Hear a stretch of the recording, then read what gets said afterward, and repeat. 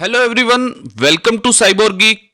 तो हम आरएनएन और एलएसटीएम पे बेस्ड अब एक प्रैक्टिकल प्रोजेक्ट इस वीडियो में देखने वाले हैं। इस प्रोजेक्ट का नाम क्या होने वाला है वो है सेंटीमेंट एनालिसिस, जिस पे मैंने कोड ऑलरेडी प्रिपेयर्ड कर दिया है। अब यहाँ पे मेरा काम है आप लोगों के सामने इस कोड को रन करना और स्टेप बाय स्टेप आपको इसकी कोडिंग एक्सप्लेन करना, ताकि आप आरएनएन और एलएसटीएम की वर्किंग को अच्छे से और बेहतर तरीके से समझ सकें। तो हम कोड लिखने के लिए यूज कर रहे हैं गूगल कोलैब। मेरे पिछले वीडियोस में आप देख सकते हैं गूगल कोलैब को कैसे यूज करना है। इसे यूज करना बहुत ही आसान होता है।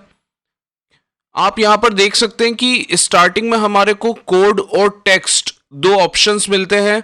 गूगल कोलैब बस आपको खोलना है, एक नई नोटबुक बनाना है और आपको यहां पर कोड करना स्टार्ट कर देना है। यहां पे आप कोड कर सकते हो या टेक्स्ट कर सकते हो।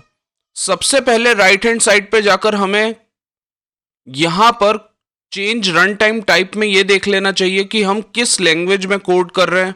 तो ऑब्वियसली हमारी लैंग्वेज है पाइथन 3।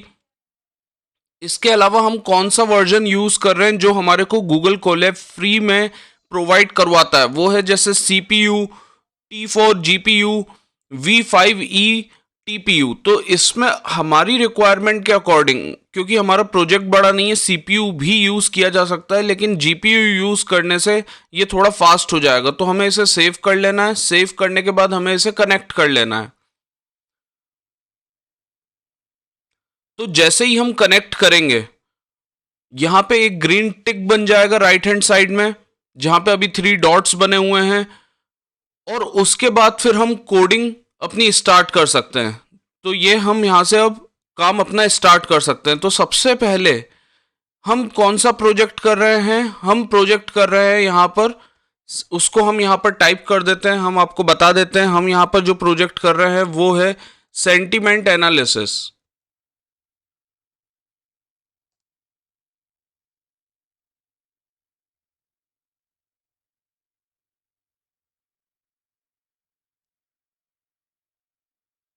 तो ये जो प्रोजेक्ट है सेंटीमेंट एनालिसिस, इसको मैं आपको बता दूं कि ये एक सिंपल प्रोजेक्ट है। यहां पर हम एक डेटा सेट लेंगे। डेटा सेट में जो सैंपल्स हैं वो सैंपल्स या तो वर्ड्स हो सकते हैं, या सेंटेंस हो सकते हैं, या पूरे के पूरे पैराग्राफ हो सकते हैं।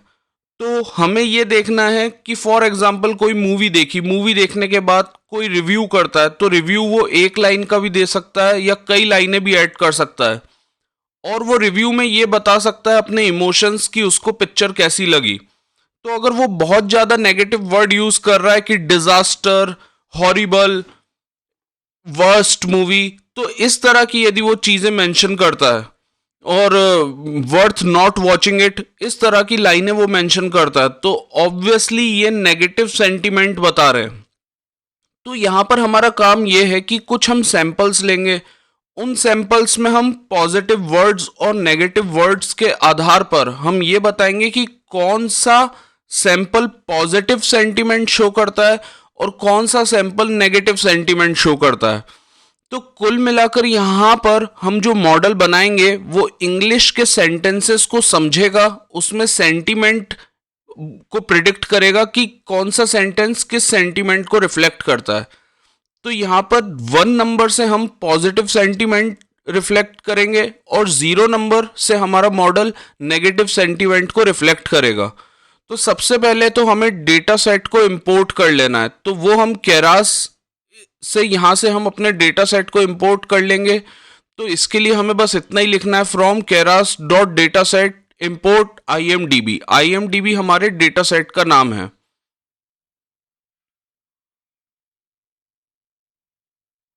मैं आपको बता दूं ये जो डेटा सेट हमने इंपोर्ट करा है, डेटा सेट, क्योंकि हम अब जो मॉडल बनाने वाले हैं तो हम काम इस चीज पे करने वाले हैं कि डेटा सेट को हमारा मॉडल समझ सके और उस पर सेंटीमेंट एनालिसिस कर सके। तो उसके लिए हम अपने मॉडल को समझाएंगे कैसे कि जो डेटा सेट है वो क्या कहना चाह रहा है।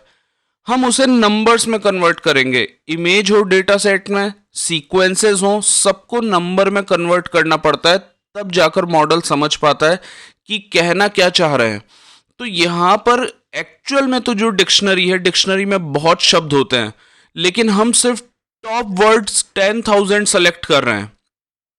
इसका पर्पस ये है कि सिर्फ हम 10,000 शब्दों को नंबर्स में कन्वर्ट करेंगे।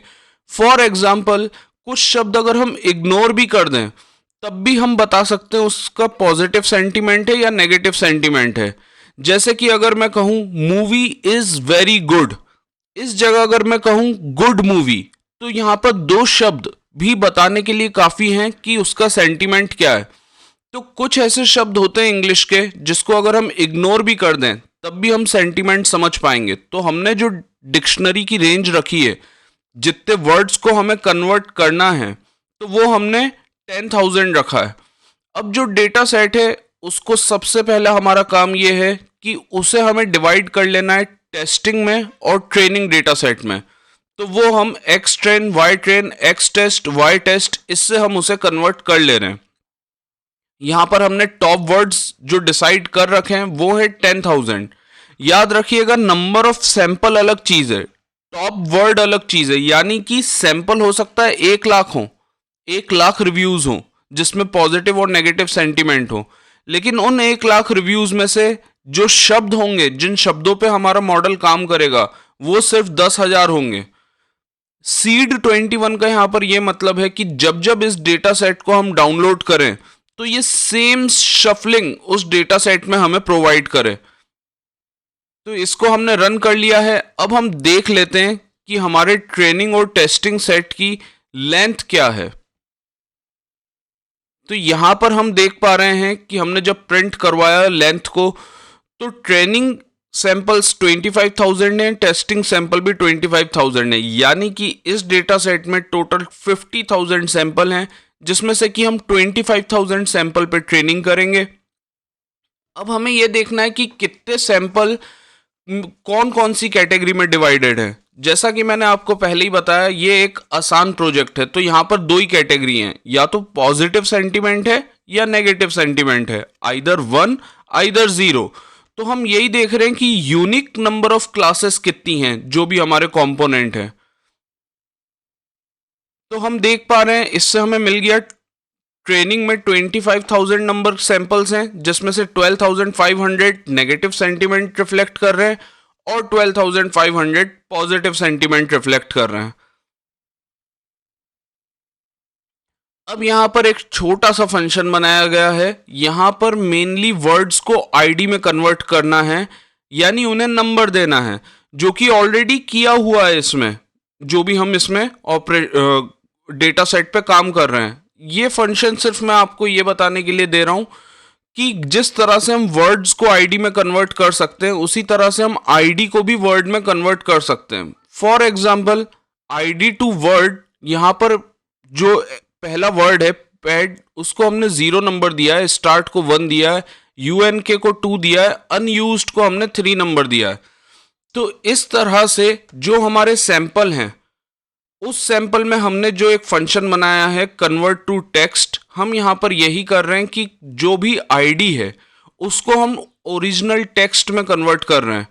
तो यहां पर ID to word for s in sequence, जो भी सीक्वेंस है जो 3 के ऊपर है, क्योंकि 3 तक हम जो भी आईडी हैं उनको वर्ड्स दे चुके हैं, तो जो भी 3 के ऊपर के जो सैंपल हैं उसको ये आईडी टू वर्ड किस में चेंज कर देगा, नंबर से उसे वर्ड, सेंटेंस या पैराग्राफ में जो भी है वहां पर प्रेजेंट उसमें चेंज कर देगा।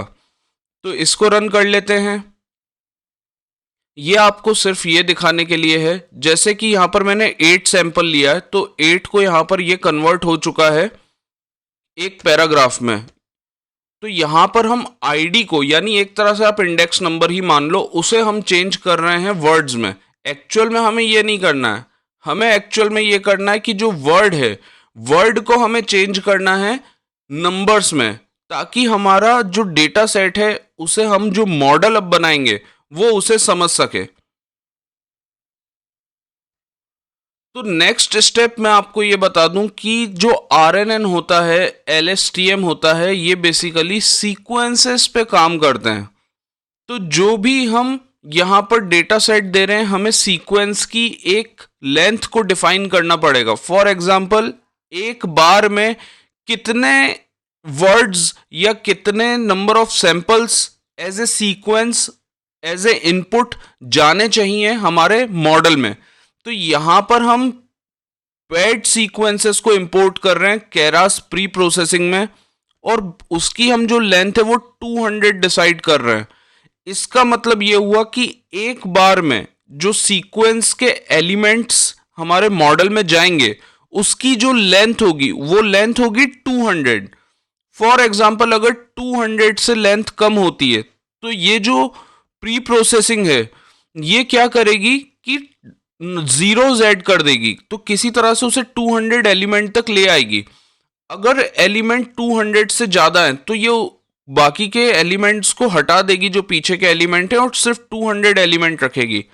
हम ऐसा इसलिए कर रहे हैं, हम जितने भी सीक्वेंस एज ए इनपुट अपने मॉडल को भेजने वाले हैं ताकि वो बता पाए पॉजिटिव और नेगेटिव सेंटीमेंट को। यानी कि फॉर एग्जांपल अभी हमने देखा कि 25,000 हमारे पास सैंपल्स हैं जिससे हमें ट्रेन करना है। हो सकता है कि किसी सैंपल में 200 से ज्यादा एलिमेंट हो, 400 एलिमेंट हो, तो ये क्या करेगा कि एक बार में हमारे मॉडल में 400 अगर एलिमेंट हैं तो वो 200 करके दो बार में वो सीक्वेंस को स्टडी करेगा और फिर बताएगा कि उस सैंपल का पॉजिटिव सेंटीमेंट है या वो सैंपल का नेगेटिव सेंटीमेंट है। अगर 600 यहां पर वर्ड्स हुए, किसी ने 600 वर्ड्स का रिव्यू दिया है, तो ये उसे 3 पार्ट में डिवाइड करेगा, 200 200 200, और फिर ये इस तरह से सीक्वेंस को ब्रेक करके एक बार में 200 एलिमेंट्स को डील करेगा हमारा मॉडल, फिर अगली बार में 200, फिर अगली बार में 200, और इस तरह से ये बता पाएगा कि जो सैंपल है, इनपुट सैंपल जिसको 3 पार्ट में डिवाइड किया गया है, 200 200 200, वो पॉजिटिव सेंटीमेंट है या नेगेटिव सेंटीमेंट है। तो ये हम पैडिंग कर रहे हैं, यानी कि हम एक जनरलाइजेशन कर रहे हैं कि हर सीक्वेंस की लेंथ हम फिक्स कर दे रहे हैं 200। अब हम फाइनली अपना मॉडल बनाने वाले हैं। तो मॉडल बनाने के लिए यहां पर हमने सबसे पहले जो हम मॉडल बनाएंगे वो होगा सीक्वेंशियल मॉडल। तो हमने केरास से सीक्वेंशियल इंपोर्ट कर लिया है। सीक्वेंशियल का मतलब है कि हर चीज स्टेप में होगी, पहले पहली लाइन होगी फिर दूसरी लाइन। जिस तरह से कोडिंग में जो सीक्वेंशियल फंक्शंस होते हैं, जो सीक्वेंशियल कोडिंग हम करते हैं कि एक लाइन के बाद दूसरी लाइन एग्जीक्यूट होती है, हमें और भी कुछ चीजें इंपोर्ट करनी पड़ेगी जैसे बाई डायरेक्शनल। इसका भी मतलब आपको आगे बता दिया जाएगा। Drop out, dense. डेंस आप जानते हो न्यूरल नेटवर्क के लिए हम यूज करते हैं। डेंस ये बताता है कि कितने नंबर ऑफ न्यूरॉन्स हम एक हिडन लेयर में यूज करने वाले हैं। फिर हम मैक्स पूलिंग को, LSTM को और एम्बेडिंग को हम डाउनलोड कर रहे हैं। जैसे कि पिछले वीडियोस में हम LSTM की वर्किंग समझ चुके हैं। ये पूरा मॉडल LSTM बेस्ड है, जिससे आप ये समझ सको कि LSTM किस तरह से सीक्वेंसेस को समझ सकता है और उन पे बेस्ड सेंटीमेंट एनालिसिस इस प्रोजेक्ट को बना सकता है। अब यहाँ पर है ग्लोबल मैक्स पूलिंग, जिसे हमने और इंपोर्ट करा है। ग्लोबल मैक्स पूलिंग का काम है डेटा डाउन साइजिंग। वो भी पिछले वीडियोस में बात की जा चुकी है, यहाँ पे एक शॉर्ट ब्रीफ दे दिया जाएगा। एम्बेडिंग का क्या मतलब है? एम्बेडिंग का मतलब ये है कि जो भी इंग्लिश के शब्द हैं, सेंटेंसेस हैं, पैराग्राफ हैं, उनको नंबरों में बदलने की प्रोसेस, जिसको हम हमारा मॉडल एक्चुअल में समझ सके और उस पर रिजल्ट निकाल सके, उस प्रोसेस को एम्बेडिंग कहते हैं।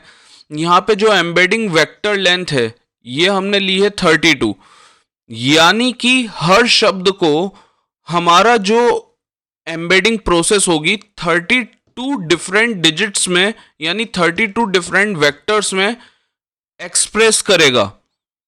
तो मॉडल हमने डिफाइन कर लिया सीक्वेंशियल, इसमें हमने ऐड करी एम्बेडिंग, यानी कि हमने लिए टॉप वर्ड 10,000 शब्दों को 32 वेक्टर्स में डिजिट्स के हमारी एम्बेडिंग कन्वर्ट कर देगी। तो उसकी लेंथ हमने बता रखी है, एम्बेडिंग वेक्टर लेंथ है 32।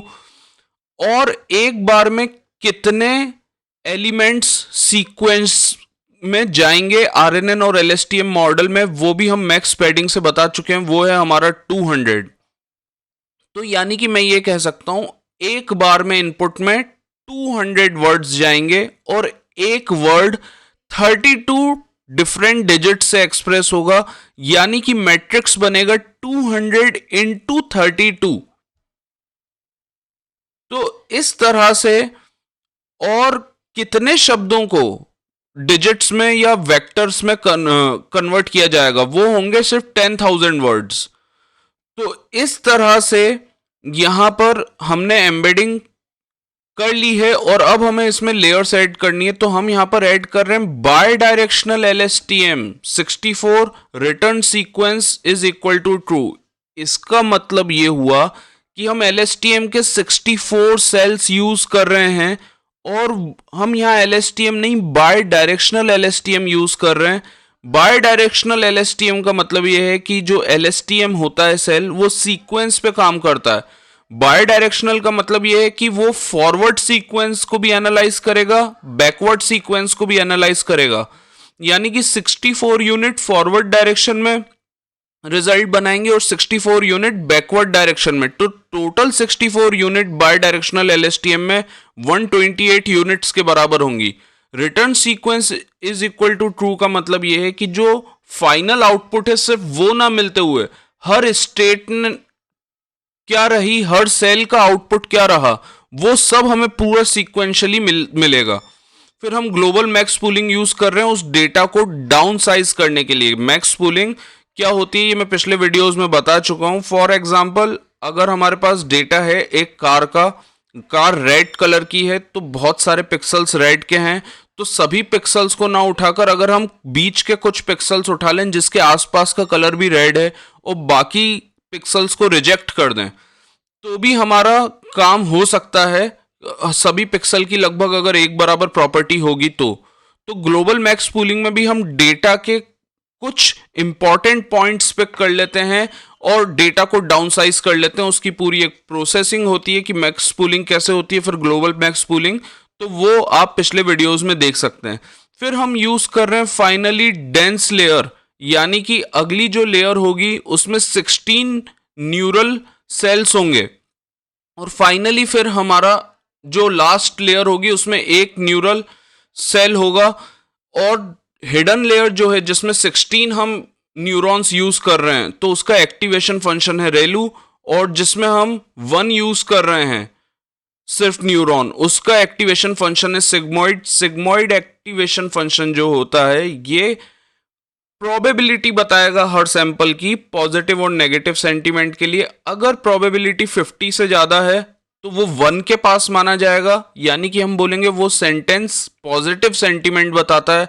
अगर प्रोबेबिलिटी 50 से कम होगी तो उसे 0 के पास माना जाएगा। 0 हमें इंडिकेट करेगा नेगेटिव सेंटीमेंट। यहां पे हम लॉस फंक्शन ले रहे हैं बाइनरी क्रॉस एंट्रोपी। बाइनरी इसलिए क्योंकि सिर्फ 2 ही हम यूज कर रहे हैं, 0 और 1। ऑप्टिमाइजर है हमारा एडम, और किस मैट्रिक्स पे हम इसे इवेल्युएट करेंगे तो वो है एक्यूरेसी। तो यहां पे हम इसे रन कर लेते हैं। ये हमारा मॉडल बन चुका है जिसे हम मॉडल डॉट समरी से हम देख सकते हैं कि हमारा मॉडल में कौन कौन सी लेयर है। तो सबसे पहले एम्बेडिंग है, फिर बाय डायरेक्शनल LSTM, फिर मैक्स पूलिंग, फिर डेंस, फिर डेंस। अब हम इसको फाइनली ट्रेन कर लेते हैं। तो ट्रेन करने के लिए हम यहां पर एक्स ट्रेन और वाई ट्रेन, यानी कि जो ट्रेनिंग में जो हमारे नंबर ऑफ सैंपल थे वो थे जितने, उसको हम यूज करेंगे, और वैलिडेशन के लिए हम यूज करेंगे एक्स टेस्ट और वाई टेस्ट। यानी हमारी ट्रेनिंग तो सिर्फ एक्स ट्रेन और वाई ट्रेन डेटा पे होगी, लेकिन बार बार जो उसकी टेस्टिंग होगी वो होगी एक्स टेस्ट और वाई टेस्ट पे। और ये प्रोसेस हमें कितनी बार रिपीट करवानी है? ये हमें रिपीट करवानी है 3 बार। बैच का साइज हम क्या रख रहे हैं? 256, यानी कि एक बार में कितना इनपुट जाएगा, कितने इनपुट सैंपल जाएंगे, वो है 256। तो इसे हम रन कर लेते हैं। ये हमारा प्रोग्राम रन होना स्टार्ट हो चुका है। हमने सिर्फ 3 इपॉक लिए हैं, यानी कि सिर्फ 3 बार में ही हमारा मॉडल ट्रेन हो जाएगा। फर्स्ट बार एक्यूरेसी आ गई, लॉस आ गया, और वैलिडेशन एक्यूरेसी, वैलिडेशन लॉस आ गया। एक्यूरेसी और लॉस निकले हैं ट्रेनिंग डेटा पे, और वैलिडेशन एक्यूरेसी वैलिडेशन लॉस निकले हैं टेस्टिंग डेटा पे। तो ये हमारा मॉडल बन चुका है। अब यहां पर हम फाइनली देख लेते हैं, हमने numpy को यहाँ पर इंपोर्ट करवाया है। numpy एक्चुअल में हमारे को नंबर्स और अरेज के साथ डील करने के लिए एक प्लेटफॉर्म है। numpy इस वीडियो में जो मैंने बनाया है आप देख सकते हो कि numpy को यूज कैसे करना है। तो कुल मिलाकर यहां पे मैंने रखा है सैंपल नंबर 6 इनपुट में। इसको देखते हैं कि ये इस पे क्या रिजल्ट देता है, ये पॉजिटिव सेंटीमेंट है या नेगेटिव सेंटीमेंट। तो इसे रन करा, आप देख सकते हो इसकी प्रोबेबिलिटी आ रही है 0.93। मैंने क्या कहा था, अगर 0.5 के ऊपर है प्रोबेबिलिटी तो हम उसे 1 मानेंगे, और जो प्रोबेबिलिटी 1 के जितने ज्यादा पास होगी तो कि वो पॉजिटिव सेंटीमेंट है ये होने की चांसेस उतने ज्यादा होंगे। तो ये आ रहा है 0.93, तो इसको मैं कहूंगा जो 6 नंबर का सैंपल है ये पॉजिटिव सेंटीमेंट है। तो यहां पर हम अपनी एक्यूरेसी देख लेते हैं। तो एक्यूरेसी के लिए यहां पर हम मॉडल डॉट इवेल्युएट का यूज करेंगे, और एक्स टेस्ट और वाई टेस्ट में हमारी क्या एक्यूरेसी आ रही है उसे हम प्रिंट कराएंगे।